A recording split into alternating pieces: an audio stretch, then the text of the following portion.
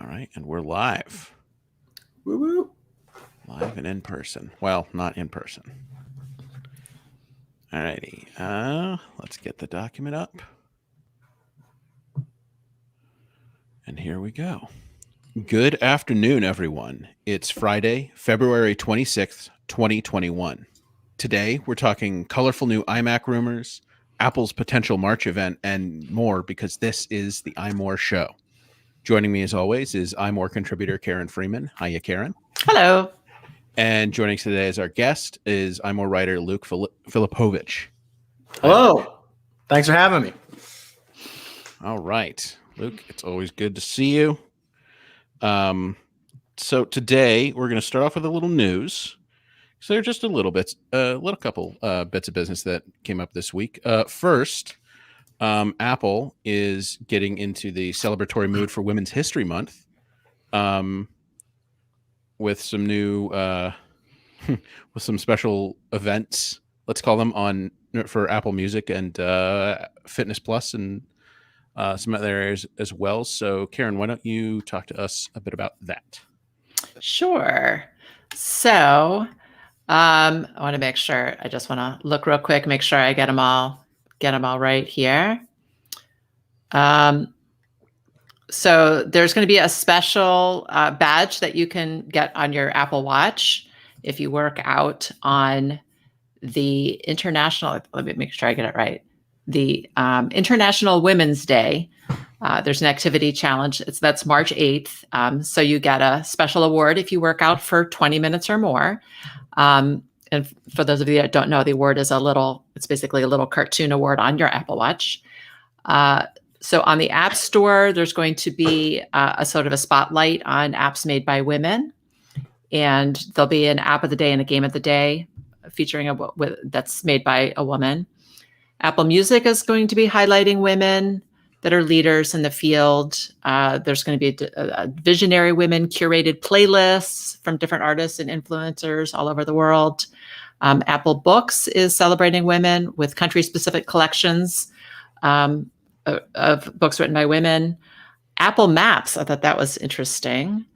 Curated guides in collaboration with a couple of different companies are going to be available on Apple Maps. So you can find statues of remarkable women, restaurants for Michelin-starred female chefs, women-owned businesses in cities like LA, and street art in New York. So sounds pretty cool. Yeah, that actually is pretty cool. I mean, Apple's really going all out for this one. You like to see it, actually. I wish they would do this sort of thing. The Apple Maps one really, I'm interesting, right? It's really like, okay, yeah, that's neat. Yeah, it looks pretty limited, like New York, LA kind of places, but it's a really neat idea. Yeah. And, yeah, it's definitely an interesting way of using, all of their services and kind of all their main apps in a way. Like they've done this before for various things, right? I think the Maps thing is kind of new, which I think is kind of interesting. So I don't think I've seen that. They're thinking outside the box, and I like that. I like that they're, they're not just trying to do the same thing every year where, they're like, oh, we'll put up, notable women's albums on Apple Music, and we'll do, that stuff that they've done before and things like that. They kind of are always innovating in that way, which is, it's small, but it's noticeable and it's appreciated. That's for sure. Yeah. I think the guides and Fitness were Plus new. Too. Isn't there something? There's also, they're going to be featuring women coaches in Fitness Plus. Yeah, which as somebody who uses Fitness Plus, I think they've already done like a super great job as even just outside of this International Women's Day stuff. Like one thing that I was super happy to see when I signed up for the service is just the diversity among the trainers, like in terms of, different ethnicities, people of color, like men, different ages. Like it's actually really good. They did a really good job of that. You can tell that like a lot of thought went into that and that it wasn't, they were hoping to include that because diversity is important, especially in media when you consume it. So for sure. Yeah. And especially when the producer of that media is as big as Apple. Mm-hmm. Yeah, definitely. Visibility matters. Mm-hmm. Yeah. We like to see it, and we hope we'll see more of this sort of thing going forward. I think maybe it would have been great if they also did more of this stuff for the last month for Black History Month. They did some things, They did. but I'm not I know sure. I did a few walks on the I can't think of the name of the Time to walk. Yes, Time to Walk. Yeah. There was a really, really cool, and I highly recommend it. Ruby Bridges, who was the she was like the little 6-year-old girl that in all the pictures, and the first integrated white schools, like in the 60s. Oh, yeah. And I never thought about the fact that she was still alive. I mean, it seems like it was so long ago, but really it wasn't. And she's not even that. Yeah. She doesn't sound like a rickety old woman at all. She's like very vital and young, and her talk was it was amazing. So if you haven't listened to that one, I highly recommend it. She's a part of history, and she talked about that experience, integrating. And at the time, she really had no idea what was going on. And, the things like her parents sort of didn't really say anything about it. There's like, oh, you're going to a different school today. The whole thing was crazy. And then she talked about meeting Obama and how he was so honored to meet her. And she was just blown away. Just listen to it. Mm-hmm. Actually, jumping off that for a second. So I haven't really used them because I'm not really going anywhere. But Luke, have you done a lot of Time to Walk? Have you used Time to Walk yet? Yeah, I mean, especially now that where I am isn't, minus 35 has been. I have been doing Time to Walk a little more, so I'm behind on some episodes because it's been really cold recently, but I've been able to get out. But I actually really like it. It's funny, when it was first announced, I was like, this is weird. It's like this weird short little podcast that like there's pictures that show up, and I was just like, I don't know who would want this, but hey, Apple's putting something out, it's different. And then I did like one or two of them and was like, these are really interesting. Like, yeah, the fact that it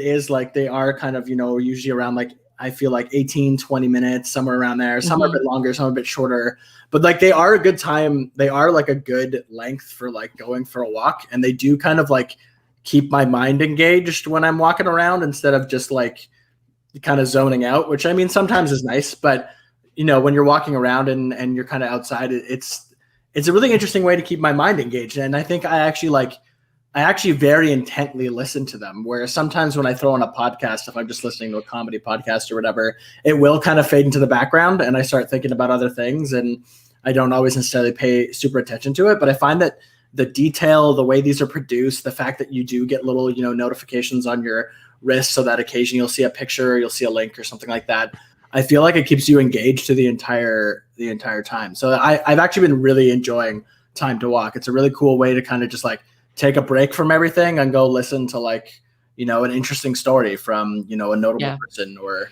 So I've been really enjoying it. It's really cool. Yeah because when they first launched, it was, I mean, I think at least for people like the three of us, it was frigidly dangerous to go outside and use them like that. But now that it's safe to go outside as long as you're alone. Yeah, I use them on my treadmill too. Oh yeah? Yeah.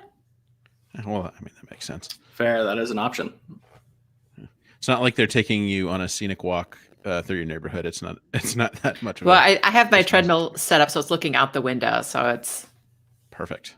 Not scenic, but I guess it's better than staring at a wall. Yeah. When does a walk that was once scenic become not so scenic anymore? If you go on it a lot and it's stationary? Yeah. Yeah. All right. So that's that. So that's cool. I like that they're making that push. Also, in terms of initiatives, Apple's participating in this week.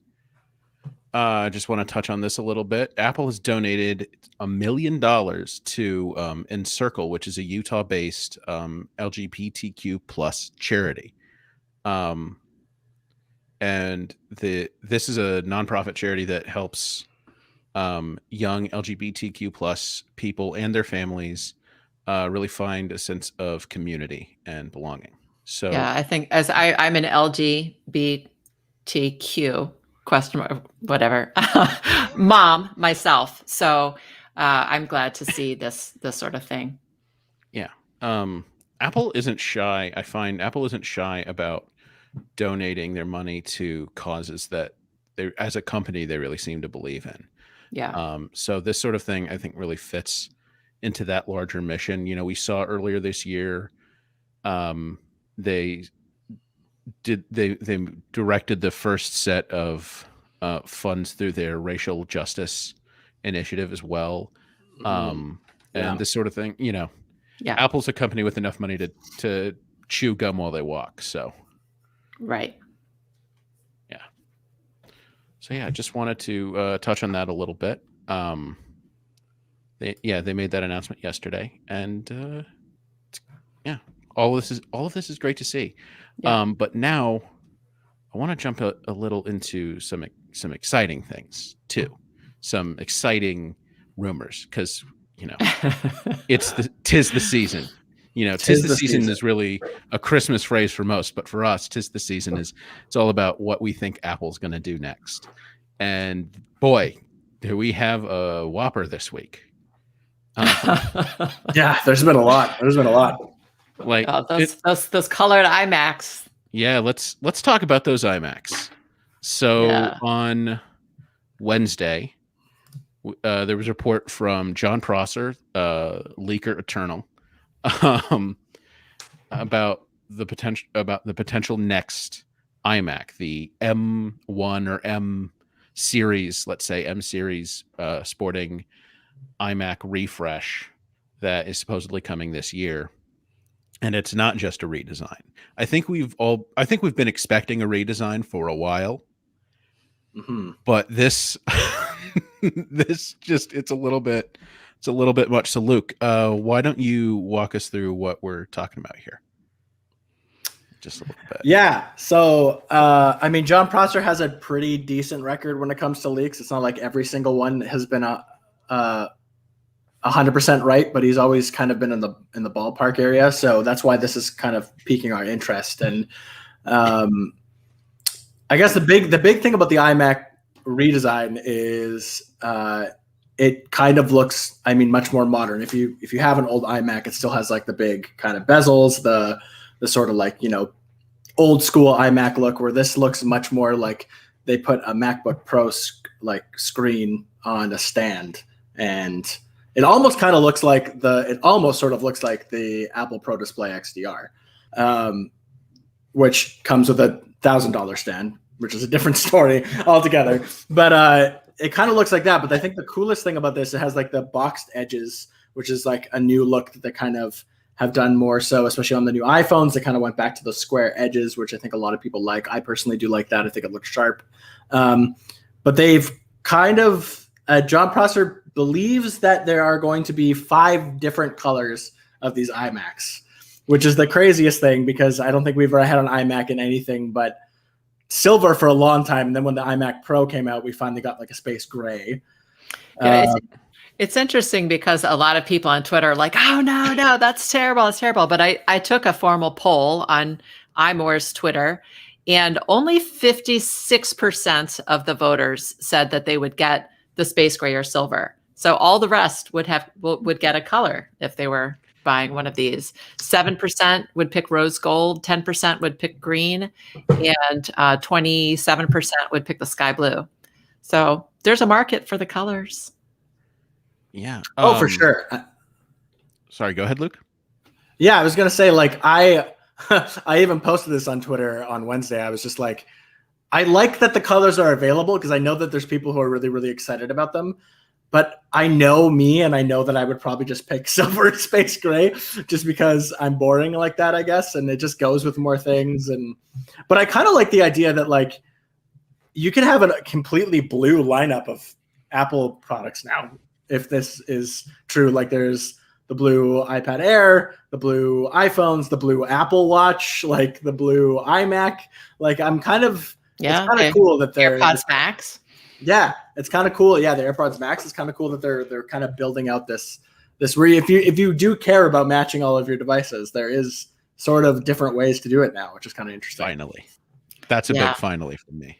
Although it's kind of a narrow window to be able to do that because the next lineup of iPhones is not going to be the same exact colors. Well, and that's the thing, right? Like even the space gray, which has been a staple for a long time, is never really the same. Different space grays, so different. But and the rose golds. How many different rose golds have there been? Oh, so many. So thinking about it, I think space gray was originally introduced in 2013 with the iPhone 5S, I think. And since then, I don't think it's been the same color one year to the next. No. Not once. Changes based on the materials they use and everything. And it's just, I don't know. Just the process they use on their aluminum too. I think it just doesn't give an even spread every time. You know what I mean? Yeah. And so Steven asked in the comments, would all the accessories match? Like the keyboard, the mouse, the trackpad? This is the question. Would all those be colored also? It's hard to. It's a lot of SKUs. Do you know what I mean? A lot of SKUs. Apple, yeah. And I mean, Apple seems more comfortable than ever with having a lot of SKUs, but still, that would be a lot. Oh man, having worked in an Apple store and like what the folks in the back went through every time we got like this whole new set of SKUs, it's just like, oh no. Oh, please not. Please don't to me. I would have to stock shelves pretty regularly, and let me tell you, the more SKUs, the more complicated everything is. Although, totally. At the same time, I almost can't imagine them not color matching. I know, right? The keyboard. It seems like a must. But I wonder maybe not the trackpad. Maybe not the trackpad. I don't know, but it would look weird then to have a trackpad that didn't match. I don't know. Mm-hmm. Yeah. Or I'm assuming it's still shipping with a Magic Mouse, right? Well, see, that's the thing. You can, when you go to buy an iMac online, for instance, you can choose either a Magic Mouse or a trackpad. I think you might also be able to choose both for extra. I'm not actually sure on that. You can buy them both separately too. Yeah, you can buy them separately. So, you can always throw in another one. It just costs what it costs. Remember, it took forever for Apple to release the space gray Magic Trackpad, so that people could just buy that. I think for their space gray MacBooks. Mm-hmm. I don't know. Yeah. So Steven's visualizing having a blue iMac, green keyboard, and pink trackpad. Do it. Live your life. Yeah. It's the Lucky Charms setup. Yeah. Some people like colored marshmallows. It's fine. Throw them in some peanut butter. You got delicious dessert. Oh, God, what? So here's peanut butter squares. Have you ever had those? Peanut butter squares with Lucky. No. No. Okay. Never mind. Don't worry about it. Maybe it's a Canadian thing. I don't know. Must be a Canadian thing. So here's my actual question for the both of you is, all right, so what Prosser is proposing here is that these iMacs will come in the same or at least very similar colors to the iPad Air 4. Mm-hmm. So what do we think about the actual colors that might be on offer here? At least assuming this whole leak is right and these are the colors, what do you think of these as iMac colors? I mean, they're fine.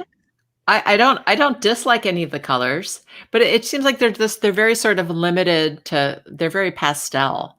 I feel like there should be a wider range. Like if they're going to do different colors, like maybe have a wider range of types of colors, like maybe have one or two bright colors, one or two softer sort of pastel, a couple of darker colors. I don't know. Give me a product red iMac. Yeah. I like I like pastels. I think pastels are cool. I mean, this is coming from somebody who likely, if I was to get one of these, would probably still just stick with silver or gray.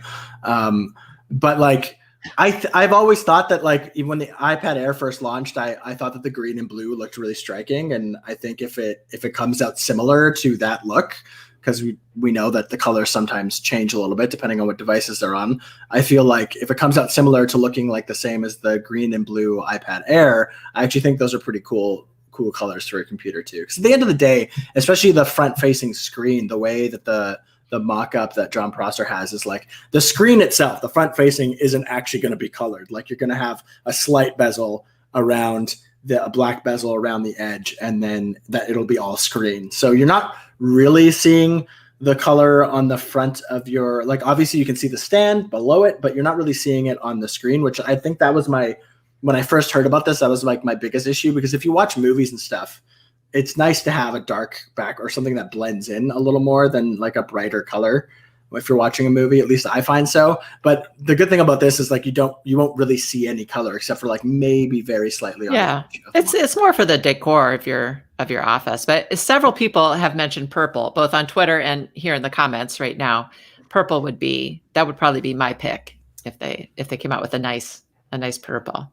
Yeah. See, Fair. I am more partial to the original sort of iMac colors. You know, the ones that really put the iMac on the map. You mean like Bondi blue? Like Bondi blue. Was there a purple one? I can't remember. Was there a purple one on offer then? Probably. I mean, it was a whole rainbow of bright colors. Oh yeah. But that's why I feel like they should mix and match. Like, why do they all need to be in the same color scheme? You're not going to own all 5 of them, so why do they need to all match? Do you know what I mean? Get me a blue iMac the color of the iPhone, this regular iPhone 12 any day, rather than, you know, the brighter blue of the iPad Air or even Pacific blue of the iPhone 12 Pro.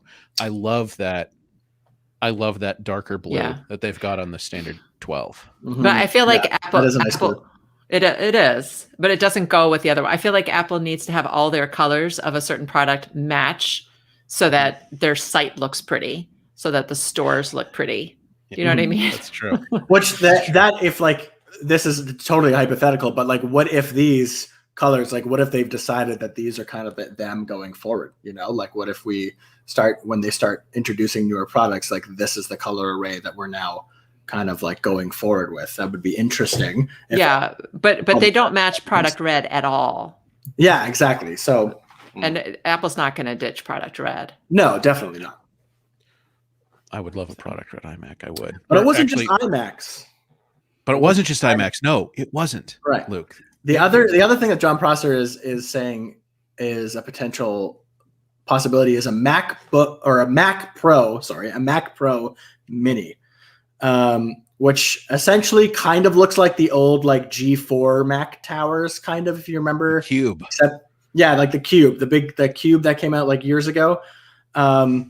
But apparently this one's going to look kind of more like boxy and more kind of like a couple, like 3 or 4 Mac Minis kind of stacked on top of each other to make this like little Mac Pro, which I think is probably cool for people who want that. You know, I feel like perhaps, you know, a actual, you know, Mac Pro right now or an iMac Pro, like it depends where this price falls, you know. Like, where's the price on this Mac Pro Mini? Where's it falling into the grand scheme of that? Yeah. Is it a mini price tag or a pro price tag? So what I would venture here is that this is actually not a Mac Pro Mini, but a Mac Mini Pro. No. What? I mean, that's my guess. Okay.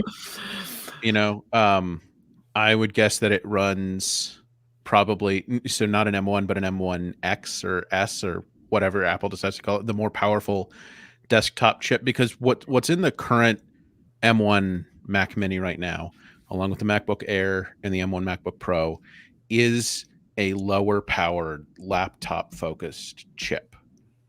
And so I would imagine these iMacs and this mini headless desktop, I think they're both going to run a similar desktop oriented chip that basically is built not to be disconnected from power.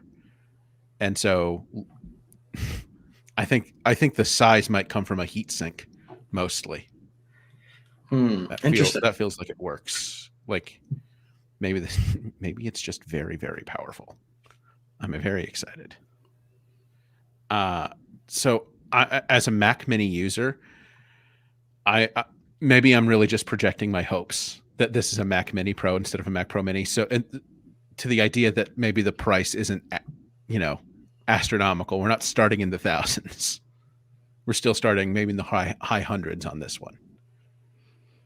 Yeah, this actually really excited me when I heard about this. Very good. Yeah. It's although this rumor does have it in the still has it in the silver, and I wonder if they would come in the space gray that they used on the previous iteration of the Mac Mini. which is Yeah. something more pro oriented. Totally. Yeah. So yeah, Mac Pro Mini, Mac Mini Pro, new iMacs. These are great Mac rumors to come out right now when we don't expect any Macs coming up. Right. Yeah, it is not the time. It is not the time of year for Macs just yet. We think probably fall, late fall, but maybe as soon as summer for some of these. All right. Before we continue, Karen, why don't you tell us about a friend of ours? Yes. So I tried out HelloFresh this week. It's America's number one meal kit. With the HelloFresh, you get fresh, pre-measured ingredients and mouth-watering seasonal recipes delivered right to your door. HelloFresh lets you skip those trips to the grocery store and makes home cooking easy, fun, and affordable. And that's why it's America's number one meal kit. HelloFresh cuts out stressful meal planning and grocery store trips so you can enjoy cooking and get dinner on the table in about 30 minutes or less. Eating healthier has never been easier with low-cal, carb-smart, vegetarian, and pescatarian options every week. And no matter what you choose, every single recipe is packed with fresh produce sourced directly from the farmers. So just to share my personal thoughts, I would say that I am a competent cook, but a boring one. And I tend to get stuck in a rut and cook like the same, 5, 6, 7 meals over and over again, especially because I'm a vegetarian. So, it's a lot of pasta, it's a lot of pizza, burritos, things like that. But this really sort of broke me out of that rut. And I tried making some different things. I learned some new skills. And I would say the meals were really good. And some of them were like restaurant quality. Like my husband was like, he kept saying over and over, like, this is so good. This is so good. And everything's measured out. So you not only do you not have to shop, but you don't have to like measure out, 2 tablespoons of sour cream or whatever. And there's no leftover. So like if you don't use a lot of sour cream and you have a recipe where it calls for 2 tablespoons, you're throwing a whole carton away. So with HelloFresh, you don't have that. It's all, you get the exact amount that you need. And I don't know, I just felt really proud of myself because I was eating this. I'm like, oh my gosh, I cooked this. Like, this is amazing. So go to HelloFresh.com/iMore10 and use the code iMore10 for 10 free meals, including free shipping. So this is America's number one meal kit. Go to HelloFresh.com/iMore10 and use the code iMore10 for 10 free meals, including free shipping. All right. So moving on to another set of rumors, the line of rumors that just won't die already. Apple car. the Hyundai Apple saga may not be done. The saga continues. My God.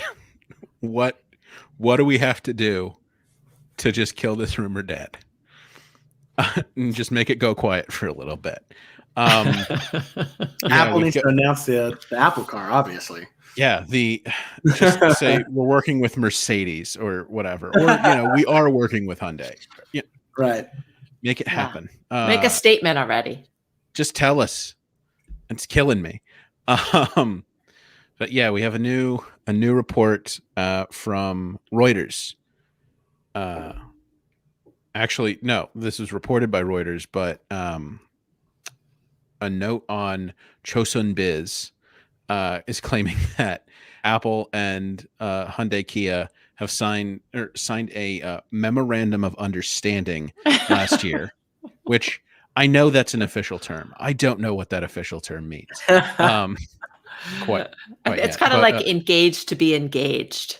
The promise ring of business agreements. Yes. Yes. The promise ring of business. The way of thinking of it, for sure. They signed this last year to work on products together in 8 different sectors, including work on electric vehicles. All right. So a car might come out of this. It doesn't have to be a car. Let's focus on that. It doesn't have to be a car. Karen, what do you make of this? Obviously, they're talking. There's discussion. There's something going on. I just some kind of car component, perhaps. I mean, I don't know. Maybe Apple is going to make like a Frankenstein car with parts from all different manufacturers. I don't know. I don't know quite what to make of it. Yeah, it's the drivetrain from Hyundai, and it's Mhm. materials from Volvo, and it's an entertainment system from Mercedes Benz, and just to bring it all Maybe. home, they'll put two giant bolts just behind the Yeah. front tires, Yeah. and on the back it'll say, "Actually, Frankenstein was the name of the doctor." Yeah. Yeah. Leave it to Apple to be pedantic like that. Yeah, I guess the cool thing about this for me is just, we've been hearing this for so long now, and like from so many different sources and some very reliable sources that like, it's no longer, to me, it's like it's no longer a rumor. Like it's like there's too much smoke for there not to be fire. Right. There's definitely something going on there. Yeah, like we don't know. It might not be an Apple car with Hyundai. It might be parts of it. Like we don't know exactly everything, but like something is going on between them in some capacity, and that will probably eventually lead to some sort of Apple product that's some sort of manufactured car good, whether that be something internal, a car itself, like who knows. But it's cool. It's cool to see. Like it's cool to know that the stuff. Like I feel like there's enough smoke now that like there's definitely a fire somewhere in there. So yeah, I think I go a little bit further. I'm pretty confident in saying that Apple is definitely making a car at this point. Like they're not making a system that's going to be on other cars. Sure. They're not making like CarPlay Plus that included automated driving. No, they're making a vehicle that they plan to sell. Maybe they never will, but that's what they're doing. Yeah. Sure. And I wouldn't be surprised if they say that this agreement is for 8 different sectors with Hyundai Kia, so yeah, maybe they're not actually collaborating on the car itself, but other different kinds of car systems. Maybe Apple thinks it needs more education in the realm of what it takes to build a car or building software for cars. This is one of the things, and this has come out actually, I think, about Tesla cars recently, is there's been, and I know I just summoned some kind of dark cloud of Tesla fans from the ether to yell at me about this, but there have been notable software quality control issues that have cropped up recently. Like they had to do a recall because I think people couldn't get their turn signals to work, or was it the windshield wipers? It was some kind of basic component of the car. So, software is hard enough. Reliable software that doesn't break down and cause you to be unable to signal a lane change or wipe your windshield. I mean, you want the highest level of reliability. And I wouldn't be surprised if Apple is going to car companies and say, please teach us. We will pay you a lot of money to teach us and be quiet about it. Somewhat quiet. Yeah. This is not a car that's going to run iOS, let's see. So 2024, 15, 16, 17, like 18, 18, 19. iOS 19.0.1, it fixes a bug where the Apple car wasn't able to brake. That's not what we're not going to get that. So yeah, I wouldn't be surprised if a lot of this work has to do with just making a more reliable vehicle. Yeah, I think there's a lot of research and development going on right now. Who knows if it'll get past that stage or not, but because Karen, I think I've really come around to your way of thinking. I just can't see like a Hyundai style Apple car. Although they've got this new, I think it's called the Ioniq 5, this SUV crossover thing. Looks pretty good, but still, I think Apple would go for maybe a higher tier of car brand. Maybe not ultimate tier. It's not a Lamborghini. I don't think, I would bet that Eddie Q lost that particular fight. Yeah, but there's a lot in between. But yeah, they're maybe BMW. I would be BMW, Mercedes, Lexus, something like that. mid to high tier type of middle high to high. Yeah. But yeah, this line of rumors just will not shut up It's not going to. because it's just It's years away. So years away, but still things keep happening without Apple saying a thing. So yeah, expect to Apple Car Talk. That's what we do. We revive Car Talk, but it's only about Apple Car. Yeah. All right. So moving on a little bit, let's talk about AirPods. I haven't heard, we had AirPods Max in December, but the original strain of AirPods we haven't really heard about since, was it 2019 when AirPods 2 came out? And then late 2019 with AirPods Pro. It's been a minute since we heard about the actual buds themselves, but now it looks like we may have some news on that front. Karen, why don't you go ahead and tell us about this? Yeah, so the third generation of AirPods, just regular AirPods, not AirPods Pro, are being rumored now, and the shape of the case is kind of somewhere in between the current AirPods and AirPods Pro. It's almost more of a square, but it is slightly rectangular and horizontal like the AirPods Pro, and the pods themselves look to be more like the AirPods Pro with the shape and the shorter stems. So in other words, they're going to look a lot more like the AirPods Pro, but it sounds like they're going to be leaving out active noise canceling so that they're not Pro. Is that what you guys are?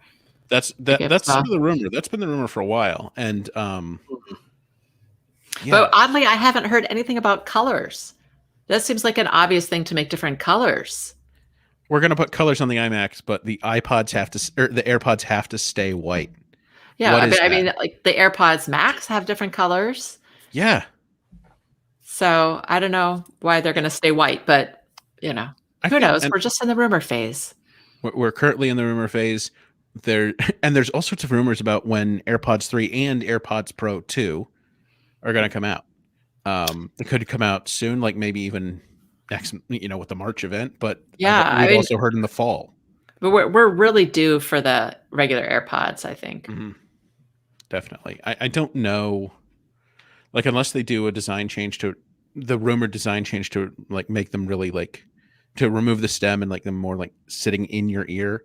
I don't know that AirPods Pro really actually need that much right now. I mean, yeah, I don't see the AirPods Pro being revamped this year. Yeah, the only thing that really sticks out to me about AirPods Pro and original AirPods as well. Well, AirPods 3, battery life. Just work on increasing battery life, like active.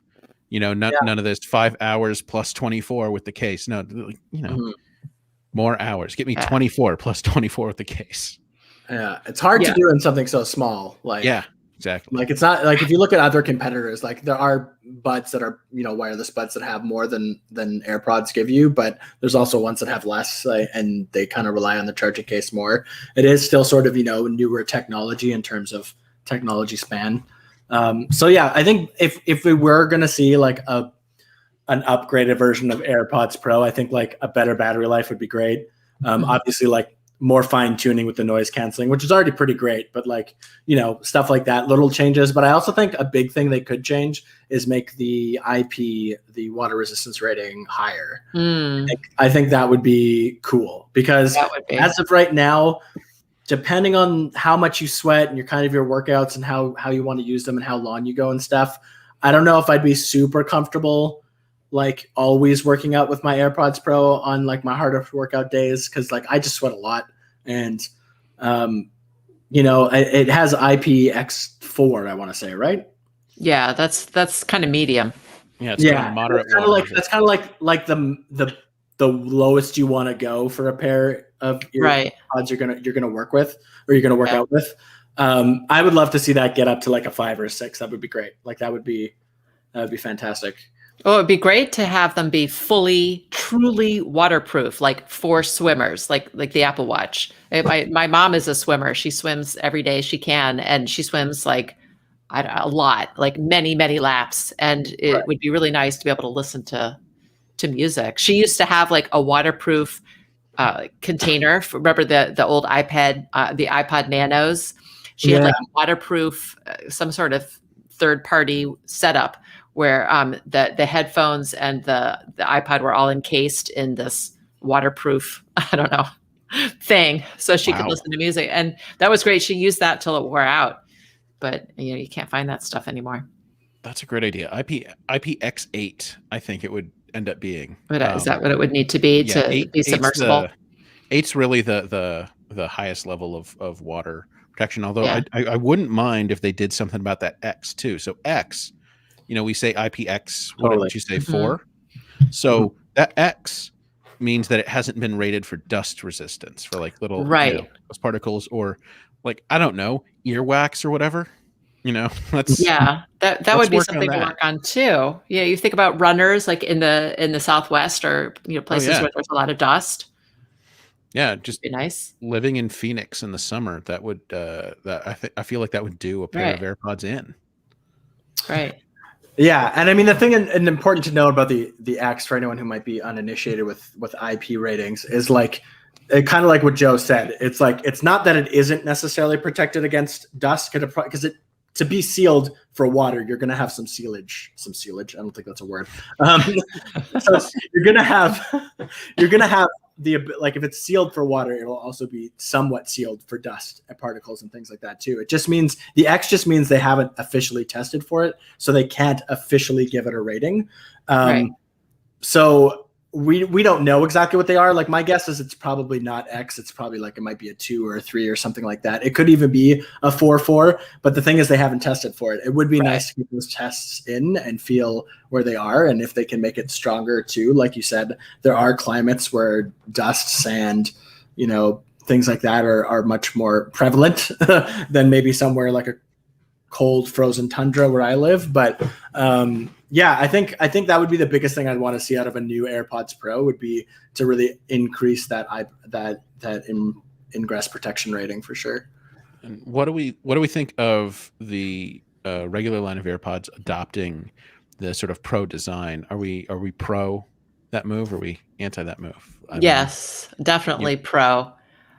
I mean, anytime you have multiple sizes of ear tips that you can use, that just is including more people. Because if you don't have the exact right ear shape for like the Apple, if you don't have that, if that doesn't fit in your ear, you're out of luck. Yeah, and I've personally never really had like the standard EarPods really fall out of my ear unless I'm like really jostling around. But that's like I know people who do. I know people who like they don't stay in their ears and they just that's because you have the right ear shape, Luke. Right, Not exactly. everybody has that. Yeah, and on top of being able to include more people in terms of ear shape and being able to the fact that you're actually going to be able to like have them more snug in your ear is actually going to give you better sound because you'll have better sound. You'll have better sound isolation. Right. You won't have, it's not noise canceling at all, but you'll have better sound isolation. You won't get as much bleed through from, your environment and stuff. So you're going to have better sound overall. So I think like this is the obvious move to make. Yeah. For sure. Yeah. It's I mean, some people won't be happy. There are people that prefer the size and shape of the original AirPods, but I think the majority will probably be happier with a more custom fit. And I got to say, I hear about those people and I think, really, with the stem, you prefer the larger stem sticking out of here? Because I still think the stem is a bit strange. And I know people would say, oh, we'll get used to it. But I mean, I've used truly wireless earbuds that really just kind of fit into my ear and don't have a stem and they don't stick out because I have big ears, which you can't see because that's why I wear these headphones. Well, I have hair covering, so it doesn't but really yeah, matter. I've used the kind that don't have a stem and they look so much better. And that's the rumor of the AirPods Pro is they're going to ditch the stem and be probably more like the Galaxy Buds. Although I would hope they were a little, because the Galaxy Buds still kind of stick out just, completely horizontally. So you look a little more like Frankenstein? a little more like Frankenstein, a little more. I was going to say like a Cyberman. Just the part doesn't go all the way up and over your head like on Doctor Who. Right. But Yeah, the smaller the stem, the better, I think. But Yeah. yeah, I people mean, are I still. I Yeah, think that's the way Apple's going. yeah, yeah. Although I actually wouldn't be surprised to find people nostalgic for the larger original AirPods design because they I were a big will deal when they launched. I will say this, and I could be wrong. I don't know all the like technical specifications, but keeping the stem, especially in the AirPods Pro, like isn't that a big reason why their microphones are kind of like so good? Like the way that they're able to kind of, because they are sort of like, I know it doesn't seem like a lot, but they are sort of down towards where your voice is coming out. Plus, like the way that they interact with each other and communicate with each other to kind of get that cone of like. I feel like if you put it in your ear, you might lose a bit of that. Maybe. It's possible, although. I mean, I do have some third-party buds that don't have any of the little sticks sticking out, and they sound fine. But Yeah, who knows? There was a company called Broggy that made truly wireless headphones. That's actually the type I was talking about, and their microphones sounded fine, especially once they iterated on them a little more. They sounded fine, and they were just in ear. Sure. I also wonder if sorry, go ahead. I was gonna say, yeah, I agree. I've used third-party ones as well, like that sound all right. But I've kind of always been impressed at how AirPods sound in terms of like when I hear people using them on video calls or just talking on the phone with them or whatever. I've always kind of been like, oh, you can tell they're a little clearer. They're a little clearer, a little less tinny than some other brands that I've tried. So I'd be interested to see. Like, I wouldn't be so totally opposed to getting rid of the stem on the AirPod Pro, but I'd be interested to see if that would affect the sound quality in terms of the mics at all. I have a feeling Apple wouldn't eliminate the stems if it meant sacrificing sound quality. Yeah, totally.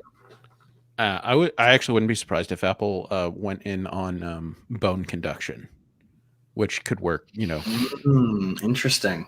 With the AirPods in your ear, that feels like a technology. Like if Apple thought it could really, dominate that, they would, because it's a really cool idea. It's a really cool technology. All right. So what I want to move on to next is a little bit of speculation, because it's the end of February here. We got 2 days left in the month, and when you see us next time, it will be March. And there are big rumors that there's going to be an Apple event next month. So, and it could be as many as 2 whole weeks away. It could be longer than that. My personal fear is that it's less time than that. Because, yeah. There's a lot of prep we have to do behind the scenes. Yeah. People watching today and listening later, I mean, you just have to wait for the announcements. We have to actually work this stuff up. So, but I want to talk a bit about what we expect to see, because, I mean, at least personally, I don't expect to see a lot. Karen, Luke, thoughts on what you expect from March? Yeah, just release AirTags already. Yes. That's all I want. I just Come want on. I want to know how they work. I want to know how they're going to be different than things like Tile. Because I've been thinking about buying Tile for a while now, because I'm constantly losing my keys in my wallet, like constantly, and like they end up in weird places. Like I literally once forgot my wallet in the freezer. I don't know how I did that, but it was in my freezer, and I just need to be able to ping my wallet, my keys, so that when I want to leave my apartment to go somewhere, I'm not spending 10 minutes looking around under everything. And I know Tile would help me out. But just like knowing that AirTags are going to come, if there's like a more elegant solution from Apple that kind of works with all of my Apple devices, not just my iPhone, like I'm really intrigued by that. And so I want them to release AirTags. Just come out, please. Yes. That's got to be the big focus. But I think also the iPads Pro. Yeah. Yeah. It doesn't sound right, plural. iPad Pro announcement. Yeah. iPad Pro models, I think, is sort of the Apple official guidance, is you don't pluralize either iPad or Pro. And we've been having this fight with Renee Ritchie for what feels like 10 years now. At least I have. Keep saying MacBooks Pro, and no, Renee, that's just not right. hard to disagree. But yeah, AirTags, they've got to be coming, right? Finally, they have to. I mean, they have to. if they don't say anything about AirTags at the next Apple event, I'm going to start thinking that maybe there's not going to be any such thing. Yeah, and let's be clear, that's because they would have canceled them because there's code in the operating system, and there has been for a while. Right. I was gonna say that would be like an AirPower situation. Yeah. Although they didn't have they formally announced AirPower. I was gonna say it's slightly better because they didn't announce, but they have, like you said, we have seen it in code, and we have seen it in betas and things like that. So it's got to be there. It's there somewhere. Yeah, it has to be. And I mean, I know we've seen code in betas before for products that never ended up launching during those cycles, but that probably has a lot to do with the fact that Apple is testing devices on current operating systems. They don't have, they haven't had like iOS 15 or 16 or whatever in the lab for years. They're still writing iOS 15. And so when something like Starboard, which is sort of, I think, the code name for the Apple Glass software, that showed up in the iOS 13 beta cycle. That was in the iOS 13 betas. But still, we're 2 years on, no Apple Glass. So it makes sense that that AirTags have showed up in previous betas and then not come out, because that's what Apple has to do to test them. 100%, yeah. But, however, I mean, there's the rumors have been building for a while that this is the time. This spring is the time. So we may finally be seeing these and be putting them on our keychains and in our cars and on our children. I do think this is the perfect time, because I feel like, this past year has been hard. This winter has been really hard, and we're coming up on spring, and, along with spring always being like this sense of renewal and hope, it's even more so this year with people getting vaccinated, and people are starting to think about traveling again. So I think this is the perfect time to introduce AirTags, because there are so many applications for it that, just involve being out of the house and going places and doing things and traveling. And I just think this is the right time. Like, let's do it. And I've been thinking about AirTags a little bit, and what you could do with them. And obviously tracking is one of them. Do you think maybe there's like a fitness component? Like maybe there's you could have a mode where you say this AirTag is in my shoe, and it'll try to count the steps more accurately because it's in your shoe. No, I don't think so. No, they have an Apple Watch for that. Yeah. I think the Apple, that would be more something like that Fitbit would do. But I think Apple's pretty covered with the watch. Google owns Fitbit now. Yeah. So also we, iPad Pros are the other big rumor. I'm going to just say iPad Pros.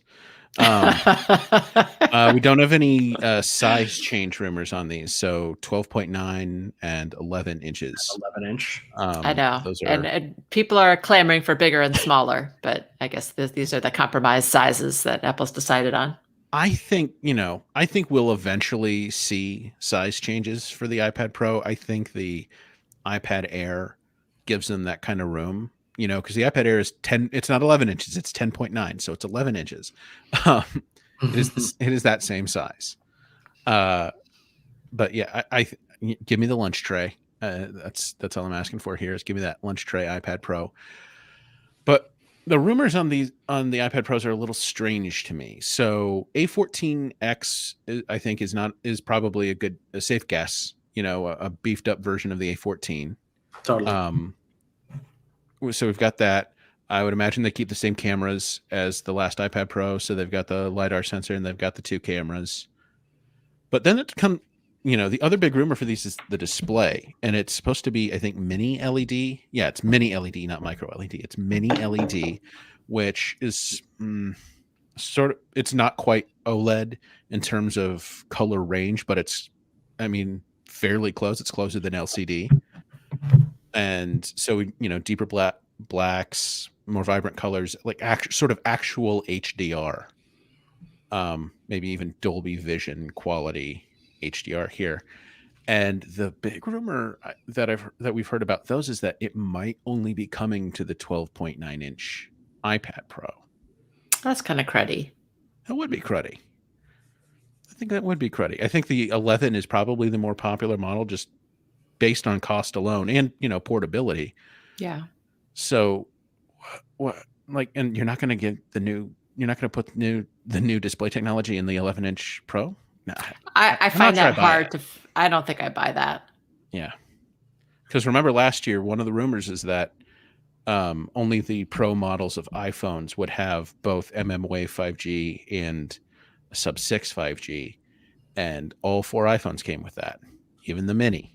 Maybe to the Mini's detriment. Who can really say in terms of battery life? But yeah, I can't see them bifurcating the line like that. So once the Pro, the Proer. There is slight precedent in the fact that there is a very slight difference between the iPhone 12 Pro and the iPhone 12 Pro Max. There was a bit of one feature gap there with the camera, the video recording. But not the display. I was going to say seems like I was going to say that's a much smaller feature and a much more distinct niche feature than a display would be. But there is technically precedent where they did sort of separate the lines even between the Pro models. But I'm kind of with Karen. I don't think that they would do that with something as big, with as important as the display to your device. I think that'd be too big of a fumble. I think people would be pretty upset about that. The only time where I can think of something like this happening, something to that degree of not having the same display technology in the two devices, is actually when they introduced the 9.7-inch iPad Pro in the spring of 2016. That had the what's the feature? I think it's True Tone. It was the first device with a True Tone display, or maybe it was the first iPad with a True Tone display. Right. And the 12.9-inch iPad Pro, which actually came out earlier, didn't have it. But that was different because they came out at 2 different times. Exactly. So it was a time. Yeah. It was a time thing, not a price. Yeah, or size. that just happens. That's just like a newer device getting a newer feature, and then it goes on beyond exactly all the devices after that, right? Whereas if they launch 2 at the same time, and they're both iPad Pro, and yet there's such a stark difference between the 2 models, I think that would I really think that would rub people a lot the wrong way, and I don't know if that would be I think Apple would be thinking the same thing and probably wouldn't do it. Yeah, the last 3 generations of iPad Pro, so summer 2017, fall 2018, and spring 2020, they were all identical except for size, like they should be, in my opinion. Mm-hmm. So yeah, I don't see them having that happening. In terms of features, I don't think there are any new features. I assume we're going to have the same design, 1 USB-C port, maybe a faster version of USB-C. Maybe it's a Thunderbolt 3 port. Or maybe it's a USB 4 port. I kind of feel like we've got to the point where there's not that much more to do with an iPad. Yeah, the stuff for me is, in terms of hardware, probably not. The stuff that's going to get me excited though isn't going to be announced till June when WWDC happens. It's the software.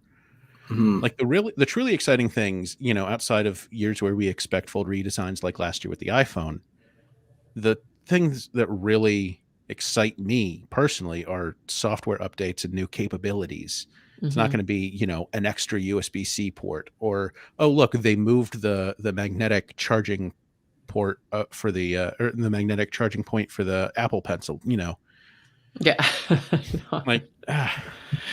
The only feature that would excite me, and I don't even think it's possible, is if they had you could convert it to a paperwhite screen like the Kindle has, so you could read in bright sunlight. But I don't even think that that's something that it could exist. Yeah. I've never heard, Yeah. We're almost a crazy thought. We're almost down to the end of our hour, but there's one little extra bit of speculation that I want to talk about, and it's this other rumor that John Prosser actually talked about, I think last week, is that we might also see an updated Magic Keyboard for iPad. I assume for iPad because iPads will theoretically be at these events. What do we think that'll be? Like, why the current Magic Keyboard should work with it, unless they expand that camera area, and then definitely won't, and it will need a new one. But It seems too soon. yeah, maybe they went and added a function row. That would be cool, because that was the big complaint last year. Yeah. But okay. Is that so exciting? Okay. I mean, for people who want a function row and want to spend $300 to $350 on a keyboard case, I guess. But okay. But sure. The maybe better management of the pencil. So like different places, like different options where you can put the pencil, maybe a little divot where you can place the pencil. I've never used the Magic Keyboard for iPad. Does it when it's like in full like stand mode? Can it tilt? I can't remember. Can it tilt? So it has the little. So you got a flat one, completely flat side, and that's the side of the keyboard, and then the other side where you actually put you magnetically attach the iPad. It splits and hinges, and the hinge, cantilevers or whatever. Yeah, the cantilever design is what they call it. Yeah. And so you can tilt the iPad not very far back, I should say. Right. It really is more of a sitting device. I wonder if that's something they would look at, because I know some people. I know some people when it came out were like concerned at how much it could tilt for certain activities or whatever. So I'm curious. Okay. So maybe they'll come out with a tiltier one. Yeah, maybe tiltier. And put it that way, Apple. Say it's tiltier. Yeah. No, that would be good. That would be good. It doesn't seem like it's worth doing now. Yeah, and maybe it wouldn't even be an announcement they made. It'd just be a quiet revision that they slid into the product line. And that's just the Magic Keyboard now that you buy. Maybe. Yeah, right. It might just be like a slight tweak. Yeah, and maybe it is supposed to be a keyboard. It's not really supposed to be a stand. But one of the criticisms that came towards it last year was it doesn't bend back so far that you can kind of lay the iPad down at an angle and draw on it. It's not a drawing easel. It's a keyboard with a trackpad. All right, we're gonna call it for this week. We're down to the end of our hour here. So I want to thank everybody for tuning in and listening and watching live. It's always great to see you folks in the comments. Always so fun and insightful. I want to thank Luke for joining us this week. Yeah, thanks for having me. Yeah, thanks for being on, Luke. Oh, and I also want to thank our listeners who will listen to us later in the week on their podcatcher of choice or watch us on YouTube, because it, every so often it occurs to me this does go out on YouTube. He says, starting the broadcast for YouTube every week. Also, thanks to Jim Metzendorf.